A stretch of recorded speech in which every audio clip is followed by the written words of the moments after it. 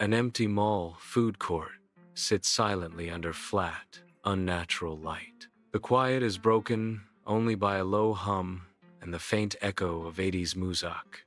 A voice echoes in the emptiness. Have you ever been alone in a place built for crowds?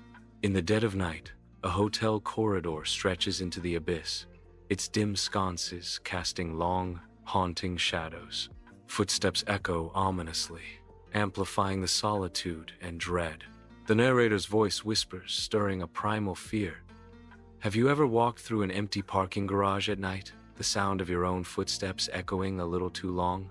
Have you ever woken up in a hotel room, in the dead of night, and for a single, heart-stopping moment, not recognized where you were? In a deserted office building, dust-covered desks stand like ghostly figures, swallowed by unnatural dim light. A dark, empty city stretches out below, seen through a window, underscoring the feeling of isolation. A voice echoes, narrating, "These places have a name, liminal spaces, thresholds, the in-between." In the dead of night, a computer screen casts an eerie glow across a darkened room as the digital genesis of a modern myth unfolds. The narrator's voice cuts through the silence. It began, as so many modern myths do, on an anonymous image board. A user, seeking unsettling images, posted a photograph. The narrator warns, if you're not careful and you clip out of reality in the wrong areas, you'll end up in the backrooms. In the desolate office, Anna toils late, the fluorescent lights casting long shadows across her desk. Fatigue pulls at her as she stretches, reaching for a momentary escape in her coffee cup. A sudden disorientation as the office warps around her, morphing into a muted, oppressive version of itself. Anna is trapped in a maze of yellow walls and buzzing lights, the oppressive silence broken only by the hum of fluorescent bulbs. Panic grips Anna. She cries out, her voice swallowed by the endless rooms. "Hello? Is anyone there?" Lost and alone, she walks through the moist carpet, each step echoing her despair. The lobby stretches into infinity, a labyrinth of identical yellow rooms where hope goes to die. The sickly yellow wallpaper peels away, revealing the damp, stained carpet beneath. A disembodied voice echoes through the halls. God save you if you hear something wandering around nearby, because it sure as hell has heard you. A lone figure stumbles through the labyrinthine lobby, their disheveled appearance and fearful expression telling a story of desperation. They pause, checking their watch as if to measure the passage of time. But here, time holds no meaning, only mounting anxiety. There is no cheat code to escape reality. No glitch in our world, they mutter as the buzzing lights intensify, amplifying the sense of dread. Days turn into nights as the figure huddles in the corner, their existence reduced to dwindling supplies and the hum of buzzing lights. The silence tightens its grip, broken only by ragged breaths and the narrator's stark realization. It's the silence, and what it hides. The silence shatters as a faint, distorted echo creeps from the distance, triggering a surge of terror that freezes the figure in place. The yellow corridor stretches endlessly, an infinite maze of oppressive color. Mark spins wildly, his breath ragged in the face of the unending yellow. The original corridor has vanished, replaced by a suffocating expanse of yellow as the hum fills the air. In the sterile yellow corridor, a relentless buzz hum fills the silence. Mark's voice echoes with rising panic. "Hello? Is anyone there? This isn't funny. Steve, if this is your idea of a joke, I swear to God." The fluorescent lights cast a sickly glow as Mark's voice cracks with fear. What is this? Where am I? Mark enters a room, the subtle difference in the carpet's stain, a stark reminder of his plight. Terrified and exhausted, Mark curls up in a corner, sleep pulling him into the depths of his inescapable prison. The buzz hum fills the room, a constant, droning reminder of his captivity. In the dim heart of the data storage facility, Mark navigates through the rows of silent, dark server racks. The digital display of his watch illuminates the gloom, marking the final moments of his shift. He sighs, his breath hanging momentarily in the cool air as he rounds a corner, the hum of machines echoing around him. In the frigid air of the data storage facility, the overhead lights flicker, casting elongated shadows that dance across the server racks. A nauseating yellow haze distorts reality, transforming the aisle into a hallway stretching into infinity as a droning hum replaces the mechanical whir. Reality snaps back, and I mutter, "What the hell?" dismissing the vision as mere fatigue. Just seeing things. I step forward, expecting the familiar linoleum, but instead, my foot sinks into something disturbingly soft and damp. A musty odor assaults my senses as I look up in horror, the yellow room stretching endlessly before me. Panic seizes me as I stumble backward, the oppressive yellow closing in. No, this cannot be happening. The camera flickers on, revealing an endless office space bathed in a dim, unsettling light. Mark's disoriented figure appears, fear etched onto his face as he navigates the maze of desks and shadows. His voice trembles, a desperate echo in the oppressive silence. "I think I'm lost. I don't know how I got here." Mark's desperate run intensifies as unseen horrors close in. An echo of distorted whispers taunts him. "Found you." He falls, his scream swallowed by the oppressive darkness. A grotesque shadow crawls across the peeling wall, a symphony of wet tearing and choked gurgles filling the backrooms. An unsettling silence descends as the creature's horrifying sounds cease, leaving only the faintest scratching as it drags itself away. The transmission cuts to static, resolving into a crudely drawn map marked with the ominous title, "The Backrooms Extended Lore." In the suffocating darkness, Mark sleeps restlessly, his ragged breathing the only sound. An unsettling scratching sound pierces the silence, slowly growing louder, stirring a primal fear within him. The scratching intensifies, each scrape amplifying the terror that grips Mark's heart. The scratching grows more intense, now originating from just outside the room's open door. The stillness in the room amplifies the predatory nature of the unseen. Mark's voice breaks the silence. "Who's there?" Silence descends, only to be violently broken by wet, grotesque sniffing echoing from the doorway. The sniffing intensifies, growing louder and more unnatural, a sound unmistakably not of this world. Mark's voice trembles, fear lacing every word as he pleads, "Please, no." Amidst the vibrant chaos of the department store, Lara navigates through the throngs of shoppers. Her eyes pause, drawn to a large mirror displaying the latest fashion, but a subtle distortion in the reflection catches her attention. An inexplicable unease settles over Lara as she slowly reaches out toward the mirror, drawn by the impossible image within. Lara enters a vast, deserted conference center, its beige walls and garish carpet amplifying the sense of corporate emptiness. The dull, static lighting casts long shadows, the silence broken only by Lara's echoing footsteps.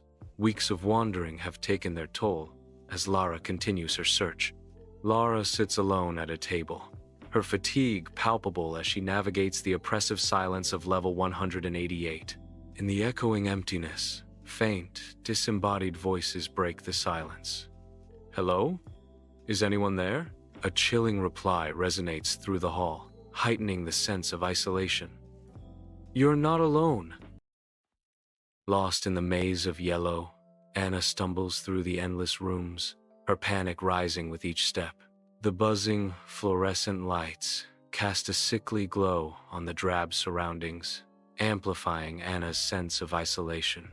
Her breath hitches as the infinite nature of the space dawns on her, the hum of the lights a constant reminder of her despair. In the industrial depths, Anna navigates through the shadows, her every step echoing in the oppressive silence. Driven by hunger, she seizes a discarded protein bar, the crinkling wrapper amplifying the silence. A guttural growl shatters the stillness as a grotesque entity emerges, and Anna sprints away. Anna navigates the claustrophobic tunnels of the pipeworks, the deafening roar of machinery amplifying her torment. Sweat drenches Anna as she confronts the intense heat, each breath a struggle against the oppressive atmosphere. Near collapse, Anna succumbs to the level's deadly conditions, her screams swallowed by the relentless machinery. Lara peers from behind a catering cart, the sounds of a boisterous party echoing around her. Desperation rising, Lara cries out, "People? Oh my God, actual people? Hello? Help! I'm over here." The music and laughter abruptly cut off, leaving Lara in an unsettling silence. Lara cautiously peers around the cart, her heart pounding in her chest. At the end of the hallway, a group of figures stands motionless, their faded formal wear and waxy skin hinting at a haunting stillness. A man with an impossibly wide, fixed smile raises a hand in a stiff, jerky wave, adding to the eerie tableau. In the seemingly endless hallway, a man's voice distorts into jovial echoes, beckoning Lara to an unsettling celebration. Lara's desperate plea, "Who are you? How do I get out?" is met with the man's chilling invitation. Out? But the party has just begun. It's forever. Figures emerge from the shadows, waving in eerie synchronicity, their smiles masking vacant eyes. "We are all here forever. Come, eat, drink." In the endless backrooms, Lara stumbles through a maze of office spaces, the oppressive fluorescent lights buzzing overhead. The damp, stained carpet beneath her feet whispers of forgotten footsteps and long-lost souls. Her voice cracks with desperation as she calls out into the void. "Hello? Is anyone there?" Lara squints, her eyes struggling to penetrate the oppressive dimness.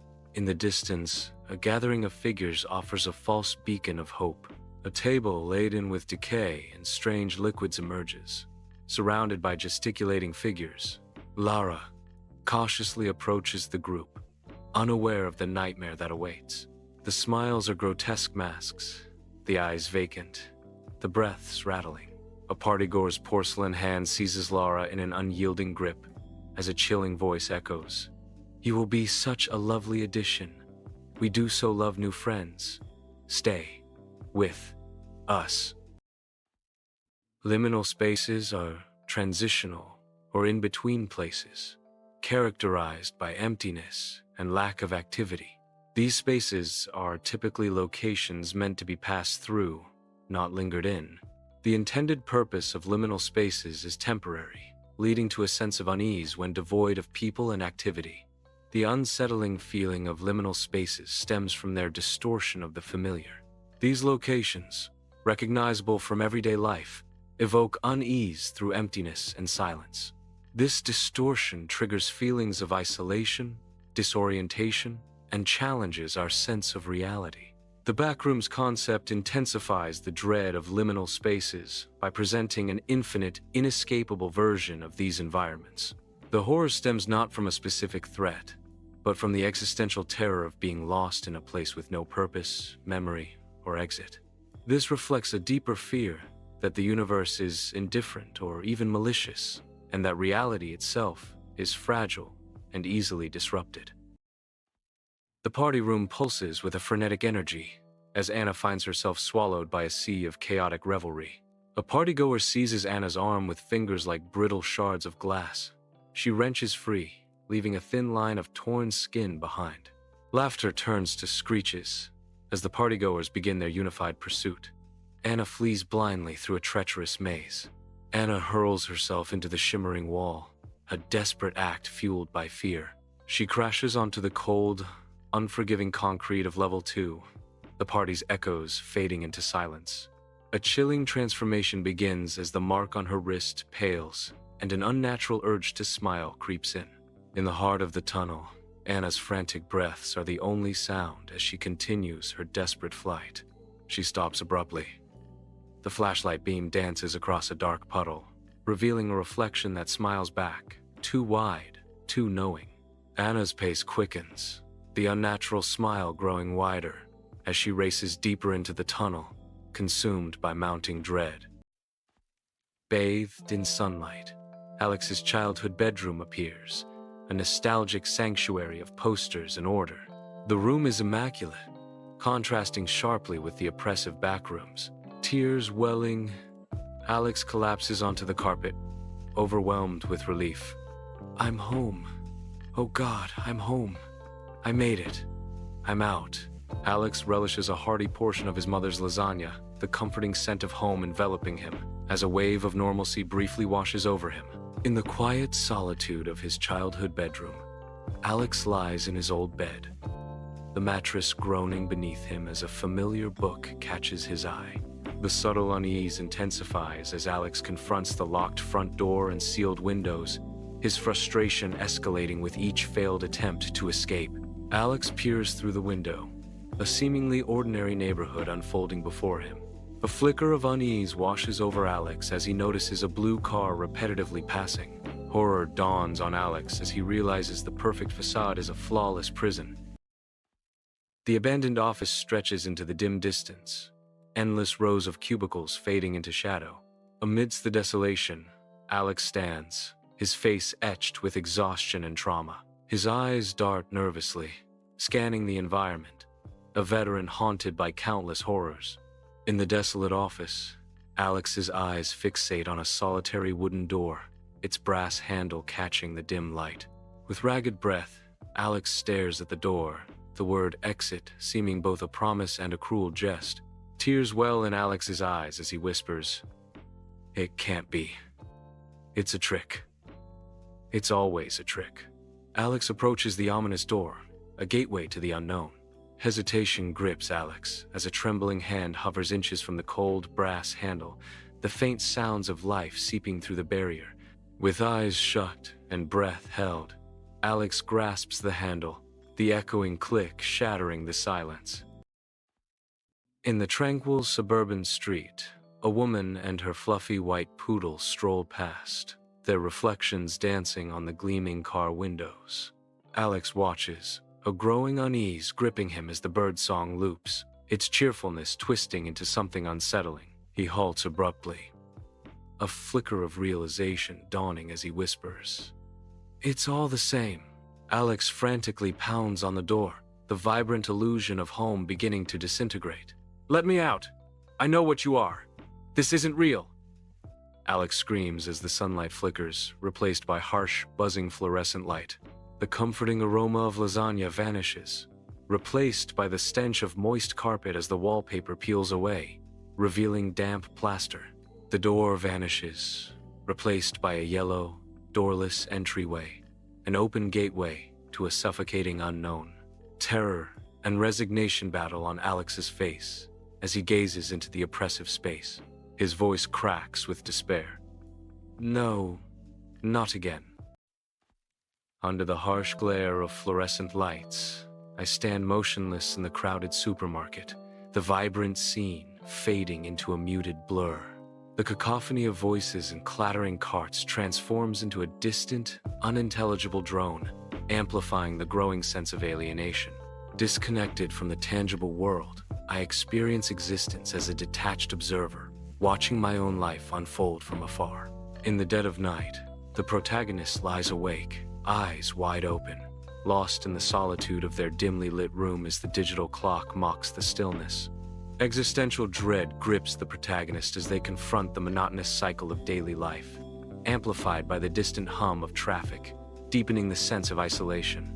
The protagonist questions the very essence of their existence, mirroring the terrifying freedom of their isolation. The empty office hallway stretches into darkness, lit by flickering fluorescent lights that dance with shadows. A faint, distorted hum intensifies, punctuated by a strange scratching sound from behind a closed door. Temptation and unease clash as I reach for the door handle, deciding whether to confront the unknown.